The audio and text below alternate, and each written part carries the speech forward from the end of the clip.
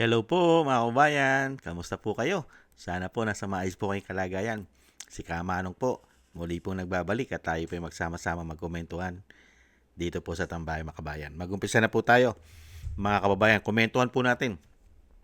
Noong nakaraang linggo po ay nagsampa po ng reklamo o demanda ang asawa po ng ating butihing Vice President na si Attorney Mans Carpio. Buti naman po dahil kailangan na po sampahan ng kaso ang pambansang asong ulol ng Pilipinas at tinatawag din po sundalong kanin at tinatawag din daw pong traitor at hudas sa ating bansa, mga kababayan. Ito po, pakinggan po natin ang balita at kailangan na po talaga na sa sobra pong paninira ng taong ito ay kailangan po sa korte pag-usapan ang kanyang mga binibintang sa mga Duterte. Kailangan niya po patunayan ang mga dokumentong hawak niya sa korte, hindi po sa Kongreso at Senado, mga kababayan. Pakinggan po natin itong balita.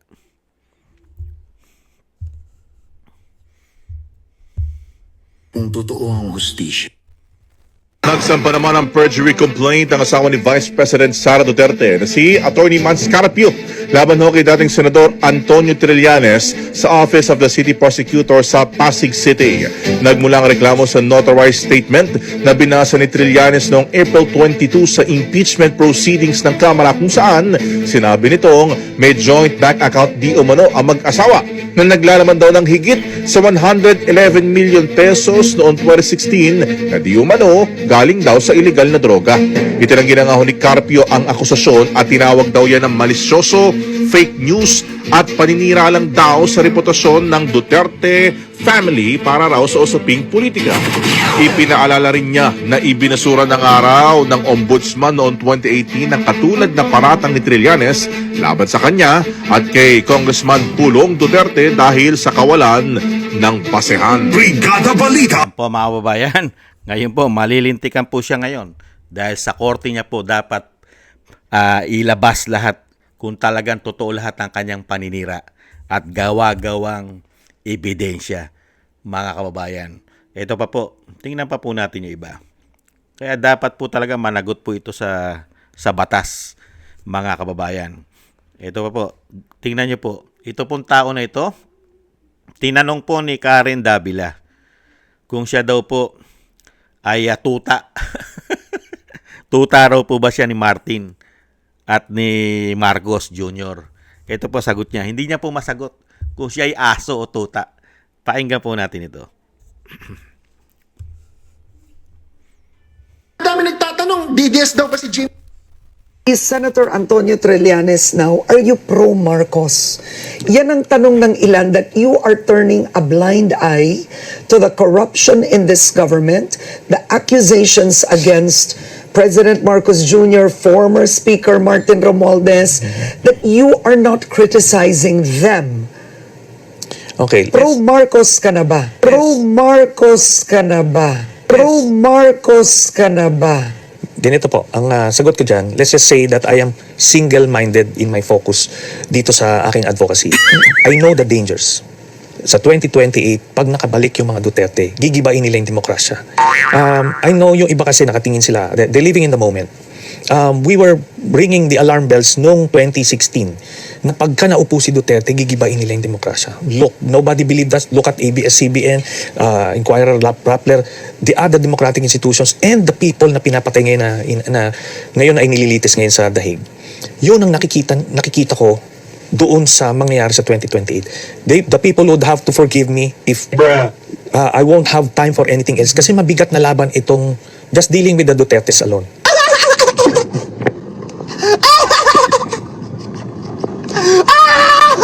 Is Senator Antonio Trillanes Nakita niyo mga kababayan, hindi niya po masagot kung siya ay tuta. At hindi niya po ito mabatikos ang Marcos at si Martin ang Romualdez. Hindi niya po kayang batikusin. Yung ganong salita, mga kababayan, yung ganong sagot, alam mo na sagot dun.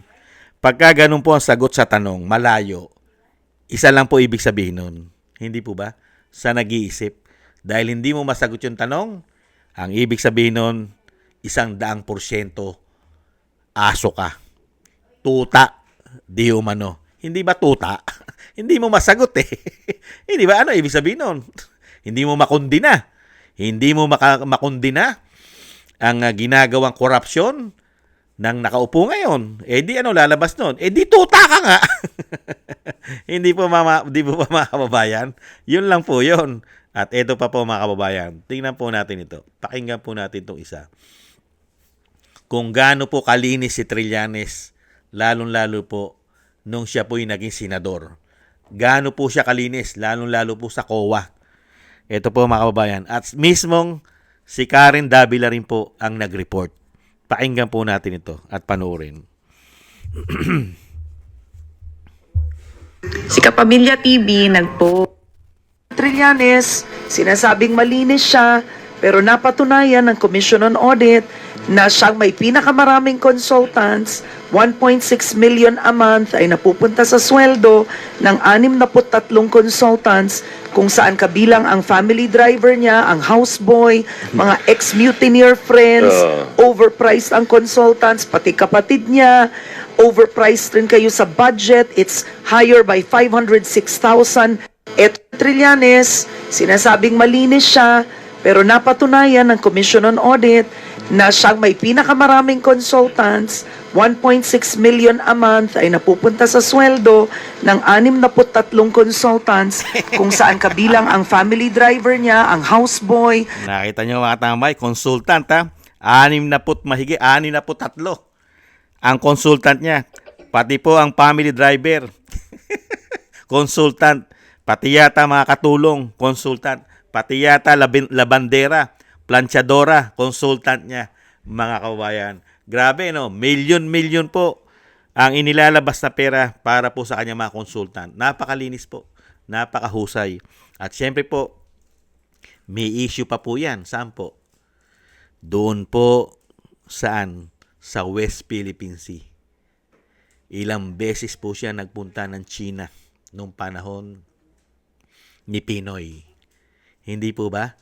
At syempre po, ang pinakamatindi pa riyan, pag nabuksan ng flood control scandal sa Senado, kasama rin po siya sa pinangalanan ng 18 Marines na tumanggap na deliveran ng $2 million ayon sa mga Marine. Hindi po ba? At ano po ba ang perjury na sinampan ng ating Manscarpio? Si Atty. Manscarpio po. Ito po. Ayon po sa Republic Act number 10951, mas pinabigat na ngayon ang parusa sa perjury sa ating bansa. Ang mahatulan po nito ay maaaring makulong ng hindi bababa sa 12 taon. 12 years, hindi po bababa. 6 na taon hanggang 12 years. Depende po sa hatol ng hukuman. Yan po ang perjury. Ayon po sa ating pong Republic Act, number 10951. Ang perjury po ay talagang pinabigat na po. Hindi na po bababa sa 12 years ang pagkakakulong. Ano po ang perjury? Ayon po sa ating saligang batas, hindi po ba? Ito po ay itinuturing na krimen at sinasadyang pagsisinungaling. Sinasadya pong pagsisinungaling. Ito po ay itinuturing na ng batas na krimen. Ang pagbibigay ng huwad ng mga pahayag, katulad po ng mga dokumento, hindi po ba? Panunumpa! Parang pinatutunayan mo na totoo sinasabi mo. Hindi po ba? At syempre po ang mga pahayag, panunumpa o sa pamamagitan ng isang affidavit at sa harap na sinumang autoridad na may legal na kapangyarihan tumatanggap, sinasabi pong panunumpa. Ang lahat pong ito ay kailangan pong patunayan mo lahat para hindi ka para yung sinasabing ikinaso sa yung perjury ni Manscarpio, ni Atty. Manscarpio, ay hindi totoo. Ngayon, kailangan mo sagutin lahat. Ang iyong mga ibinibintang paratang sa Vice President at sa kay Attorney Manscarpio na tumatanggap sila ng pera sa Pulburon Lord. Mahigit 100 milyon ha. Noong 2016, ayon sa'yo Trillanes, merong joint account ang Manscarpio at ang Vice President na tumatanggap ng pera sa Pulburon Lord. Ibang klase ka. Pera sa Pulburon Lord, ilalagay mo sa bangko, joint account pa. Ngayon, kailangan mo patunayan yan sa korte. Hindi po ba? Yang isinampa sa yung perjury. At nakita naman po natin na puro kasinungalingan dahil ibinasura na po ito ng ombudsman. Hindi po ba? Ibinasura na po ito ng ombudsman noong 2018. Ayon po sa ombudsman. Pero pilit pa rin pong binubuhay ni Trillanes ang issue po na sangkot po sa illegal na pulburon ang mag-asawang Vice President at Attorney Manscarpio. Grabe, no? At isinasangkot pa niya dyan si Pulong. Lagyan natin ng logic, mga kababayan. Simple lang eh. Kung totoo po lahat ang ibinibintang ni Trillanes dito po sa Vice President at kay Attorney Manscarpio, hindi po ba dapat isinampa niya na ito matagal sa korte? Idinimanda niya na po sana kung talagang totoo lahat ng sinasabi niya at kumpleto siya ng dokumento. Hindi po ba dapat sa korte niya idinimanda? Bakit hindi niya po dinadala sa korte lahat ng sinasabi niya na itong mag-asawang Carpio at Sara Duterte ang Vice President ay tumatanggap ng pera sa illegal at meron siyang mga dokumento? Bakit hindi niya po dinadala sa korte? Isa lang po ang ibig sabihin nun. Pag nilagyan mo ng logic, hindi totoo. Kasi kung totoo po lahat yun, yung mga bintang at paratang niya, hindi po ba napakarami pong ebidensyang matitibay na hawak siya? Na kahit saan mo dalin, hindi lang sa Kongreso, hindi lang sa Senado, hanggang sa korte, pwede mong dalin yung sinasabi mong ebidensya. Yung iyong paninira sa Vice President at kay Attorney Manscarpio. Pero lumipas po ang 2016. Ngayon ay 2026 na. 10 taon na. Hindi mo pa rin dinadala sa korte. Puro lang po sa Kongreso. At puro paninira. Hindi po ba paninira na lang? Dahil nga po kasama siya at nabayaran yata siya para po sa demolition job. Demolition job at puro black propaganda ang layunin lang po ng pambansang asong ulol di umano sa ating bansa. Hindi po ba? Kaya nga hindi niya maamin-amin eh. Napakalaki po ng korupsyon ng pamahalaan ngayon.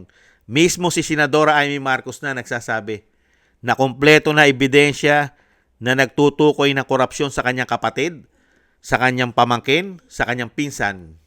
Hindi po ba? Pero pagdating po kay Antonio Trillanes, no say siya. At hindi niya po masabi-sabi kung siya ay tuta at aso. Hindi niya po masabi. Dahil pag sinabi niyang hindi, babatikusin siya nung amo niya. Hindi po ba? Excuse me po. Babatikusin siya nung amo niya eh. Yung nagbabayad sa kanya. Kaya hindi niya masabing siya'y tuta eh. Hindi po ba? At grabe po mga kabayan, ibang klase. Napakatindi po nito pagdating pala sa pera. Kaya malalaman mo eh. Makapag-iisip ka na talagang pagdating po sa pera, si Trillanes, talagang maaasahan mo pagdating po sa pera. Kahit po pala magsinungaling ang taong ito, di umano. Basta po pagdating sa pera, ay gagawin niya. Kaya niyang magsinungaling at gumawa po ng mga peke at gawa-gawa na bintang at ebidensya na sinasabi niya, dokumento, gawa-gawa di umano dahil po sa pera. Hindi kaya? Hindi naman po gagalaw yan eh. Kung walang pera, gagalaw po ba yan? Di po ba? At kung wala pong nagpapagalaw dyan, lalakas po ba loob niyan na magsabi ng kasinungalingan, di umano, kung wala pong sinasandalan yan na matibay sa panahon ngayon? Sige nga, hindi po ba? Magyayayaw-yaw ba yan? Dahil nga po, may nagbabayad di umano. May nagpapatakbo. Dahil po pagdating pala sa pera, si Trillanes di umano ay sanay na sanay pala sa pera. Dahil nga, nung siya'y senador, hindi po ba? Grabe. Lahat kinukuha niyang consultant. Grabe, siya pinakamaraming consultant sa senador. 63, pati driver, consultant. Ibang klase ka. Ibang klase ka, boy. Okay ka, mga kababayan. Pagdating sa pera, ibang klase ka, bata. Yan po, mga kababayan, ang maganda pong balita at panimula. Ang nangyari po, dapat po talaga. At marami pa pong kasunod yan. Kay Atty. Mans Carpio pa lang po yan. Wala pa po yung hinahanda dyan na kaso na mga kasinungalingan din po na pinalabas niya. At pinaghahandaan na rin po yan nila Atty. Paulo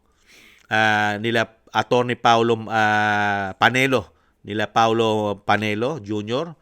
Hindi po ba? At sila Atty. Sal Panelo ay meron din pong isasampa na kaso dyan. At yan po sa mga darating na panahon o araw. Antayin po natin. At least, naumpisahan na po. Naumpisahan na po, mga kababayan, na masampahan po ng kaso itong pambansang asong ulol. Di umano. Maraming salamat po, mga kababayan, sa nagusto po natin tambayan, mga kababayan, sa YouTube at TikTok. At ganoon din po sa ating mga subscribers at patuloy po nagsusubscribe. Thank you po sa inyo. Ganoon din po sa mga nagko-comment, like, share, and subscribe. Excuse me po, like, share, and subscribe. Thank you po sa inyong mga comment. At ganun din po, mga kababayan, maraming salamat po sa nagbibigay po ng tulong at biyaya.